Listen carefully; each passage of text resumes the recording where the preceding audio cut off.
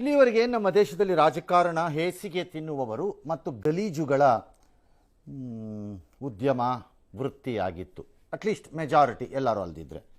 ಈಗ ಬ್ರೈನೇ ಇಲ್ಲದೆ ಇರೋ, ಲಾಜಿಕ್ ಇಲ್ಲದೆ ಇರೋ ರಾಜಕಾರಣಕ್ಕೆ ಬಂದಂಗೆ ಕಾಣಿಸ್ತಾ ಇದೆ.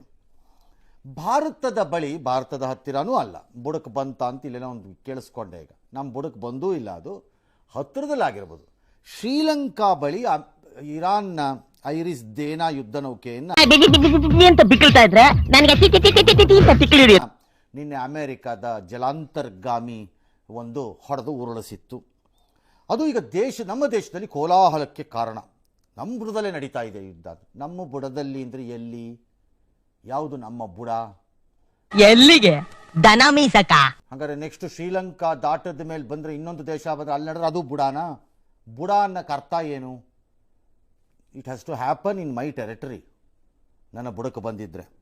ಇರಾನ್ ಯುದ್ಧದ ವಿಚಾರದಲ್ಲಿ ಪ್ರಧಾನಿ ಮೋದಿ ನರೇಂದ್ರ ಮೋದಿ ಮೌನ ವಹಿಸೋದನ್ನ ಕಾಂಗ್ರೆಸ್ ಟೀಕಿಸಿದೆ. ನೀನೊಂದು ಕೆಲಸ ಮಾಡು, ತಗೋ ಇದರಲ್ಲಿ ಉಂಗ್ರ ಮಾಡಿಸ್ಕೋ, ಒಳ್ಳೇದಾಗತ್ತೆ. ಅವರು ಮೌನವನ್ನು ವಹಿಸೋದ್ರಲ್ಲಿ ಎಕ್ಸ್ಪರ್ಟ್ ಆಗೋಗಿದ್ದಾರೆ ಎಲ್ಲದರಲ್ಲೂ. ಮತ್ತು ಪ್ರಧಾನಿ ಮತ್ತು BJPಯ ಲೆಕ್ಕಾಚಾರ ಇರೋದು, ನಾವು ಏನು ಹೇಳ್ತೀವಿ ಅದನ್ನು ಬಾಯಿ ಮುಚ್ಕೊಂಡು ಭಾರತ ಡ್ಯಾನ್ಸ್ ಮಾಡಿಕೊಂಡು ಅನುಭವಿಸ್ಬೇಕು ಅಂತ ಅವ್ರದ್ದು. This prime minister think something above everybody.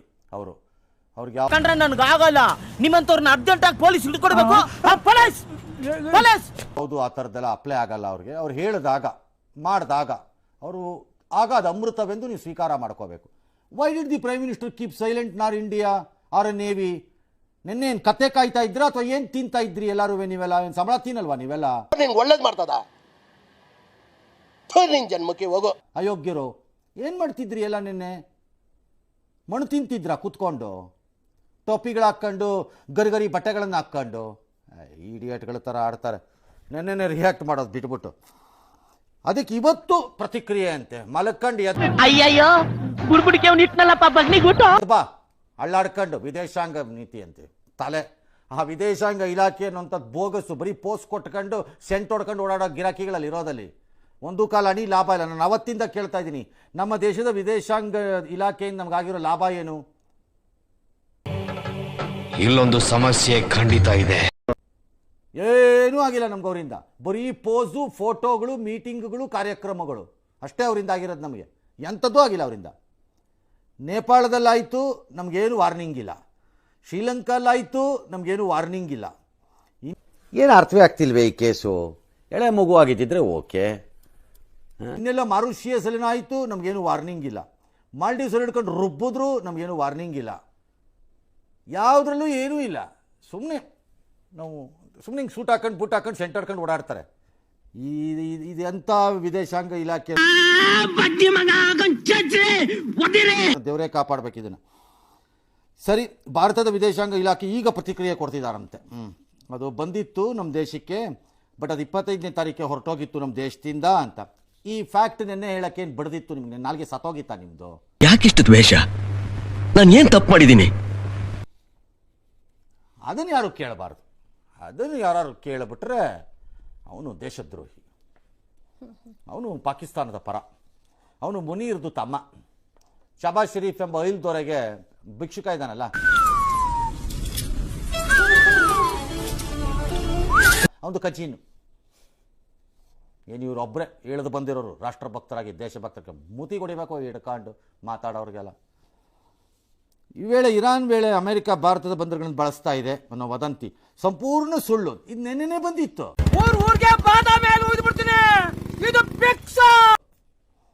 ಇವೆಲ್ಲ ನೆನ್ನೆಲ್ಲ ಮಣ್ಣು ತಿಂತ ಕೂತಿದ್ರು.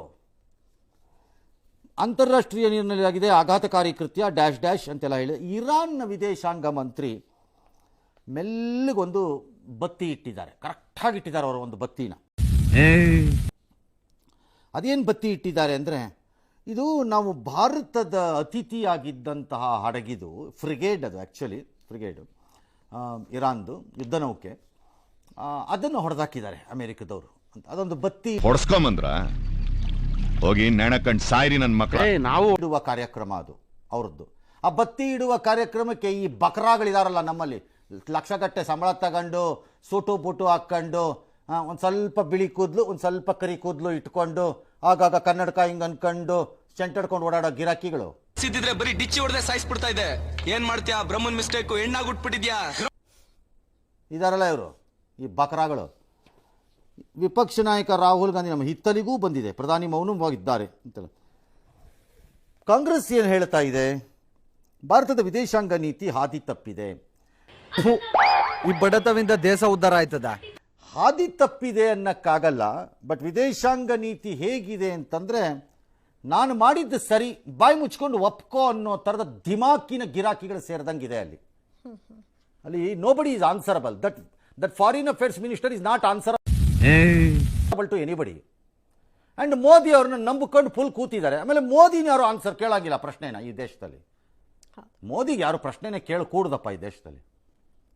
ಅವನು ಕೇಳಿದ್ರೆ ಅಷ್ಟೇ, ಅವನ ಮುಗೀತು ಅವನ ಕಥೆ ಮೇಲೆ. ಜೀವನ ಅಲ್ಲ ಕಲ, ಅಮೆರಿಕದ ತಾಳಕ್ಕೆ ತಕ್ಕಂತೆ ಕುಣಿತಾ ಇದೆ. ಇಲ್ಲ, ಅದನ್ನ ನಿನ್ನೆ ಹೇಳಕ್ಕೆ ಏನು ಬಡ್ದಿತ್ತು ನಿಮ್ಗೆ ರೋಗ ಅಂತ ನನ್ನ ಪ್ರಶ್ನೆ ಅಷ್ಟೇ. ನಿನ್ನೆ ಘಟನೆ ಆಗಿ ಅಂತಾರಾಷ್ಟ್ರೀಯ ಸುದ್ದಿ ಸಂಸ್ಥೆಗಳು ಇದ್ರದ್ದು ವಿವರಣೆ ಕೊಟ್ಟ ಮೇಲೆ, ರಕ್ಷಣೆಯಲ್ಲಿ ನಾವು ಭಾಗಿದಾರರಾದ ಮೇಲೆ, ಅದು ವಿವರಣೆ ಕೊಟ್ಟು ಬ್ರೀಫ್ ಮಾಡಕ್ ನಿಮಗೆ ಬಡ್ದಿದ್ದೇನು? ಏನು ನಾಲ್ಗೆ ಸತ್ತೋಗಿದ್ ಲಕ್ವ ಹೊಡೆದಿತ್ತ ನಿಮಗೆ? ಅಯ್ಯೋ, ಯೋಗ್ಯತೆ ಇಲ್ಲದೆ ಇದ್ದವ್ರುಗಳೆಲ್ಲ. ಯಾವನಾರ ವೋಟ್ ಮಾಡ್ಕೊಂಡ್ರೆ ಕಾಲೇಜ್ ಗ್ರೌಂಡ್ ಅಲ್ಲಿ ಅಟ್ಟಾಡ್ಸ್ಕೊಂಡು ಹೊಡಿತೀನಿ. ಭಾರತದ ರಾಜತಾಂತ್ರಿಕತೆ ಹಳಿ ತಪ್ಪಿದೆ, ಡ್ಯಾಮೇಜ್ ಕಂಟ್ರೋಲ್ ಮುಂದಾಗಿದ್ದಾರೆ ಅಂತೆಲ್ಲ ಅವರು. ಯಾಕೆ ಮೌನ ವಹಿಸಿದ್ದಾರೆ? ಯುದ್ಧದ ಬಗ್ಗೆ ಮೌನ ಯಾಕೆ ವಹಿಸಿದ್ದಾರೆ ಕಾಂಗ್ರೆಸ್ನವರು? ಯುದ್ಧದ ಬಗ್ಗೆ ಮೌನದ ಪ್ರಶ್ನೆ ಬೇರೆ, ಈ ಘಟನೆಯ ಬಗ್ಗೆ ನಮ್ಮ ದೇಶ ನಡ್ಕೊಂಡಿದ್ದ ರೀತಿ ಬೇರೆ. ಎರಡು ಬೇರೆ ಬೇರೆ. ನಂಬರ್ 1 ಏನ್ ಆಸೆ ಇಟ್ಕೊಂಡಿದ್ರಲ್ಲ ಆಗ್ಬೇಕಂತ ನಾನು ಬೋಯಿಸ್ತೀನಿ. ಯುದ್ಧದ ಬಗ್ಗೆ ಮೌನ ಏನ್ ಮಾಡಬೇಕಾಗಿತ್ತು? ಯುದ್ಧದ ಬಗ್ಗೆ ಮೌನ ಭಾರತ. ನಾಳೆ ಬೆಳಗ್ಗೆಯಿಂದ ನಮ್ಮ ಸೈನಿಕರೆಲ್ಲ ಹೋಗ್ತಾ ಇದ್ದಾರೆ ಟೆಹರಾನ್ಗೆ, ನಾವು ಇರಾಕ್ ಪರ ಯುದ್ಧ ಮಾಡ್ತೀವಿ ಅಂತ ಹೋಗ್ತಿದ್ರಾ? ಬೇಡ, ಅಮೆರಿಕ ಪರ ನಾವು ನಿಲ್ತಾ ಇದ್ದೀವಿ, ನಮ್ದು ವಿಮಾನಗಳೆಲ್ಲ ಕಳಿಸ್ಕೊಡ್ರಪ್ಪ, ಕಳಿಸ್ತಿದ್ರಾ? ಏನ್ ಮಾಡಿ ಗುಗ್ಗೆ ಪಗ್ಗೆ ಇದ್ರೆ ನೀಟಾಗಿ ಕೇಳೋದೇ ಇಲ್ಲ. ಏನಂದೆ ಇನ್ನೊಂದ್ಸಲ ಕಿತ್ರಪ್ಪ ಬಕ್ರಾಗಳ. ಅದಕ್ಕೆ ಹೇಳಿದ್ದು, ಇಲ್ಲಿವರೆಗೆ ಹೇಸ್ಕೆ ತಿನ್ನೋರು ಮತ್ತು ಗಲೀಜ್ ಗಿರಾಕಿಗಳ ವೃತ್ತಿ ಮತ್ತು ಉದ್ಯೋಗ ಆಗಿತ್ತು ಭಾರತದಲ್ಲಿ ರಾಜಕಾರಣ. ರೌಡಿಗಳು, ಡಕಾಯಿತರು, ಜನೋವಿರೋಧಿ ಕಳ್ಳರು,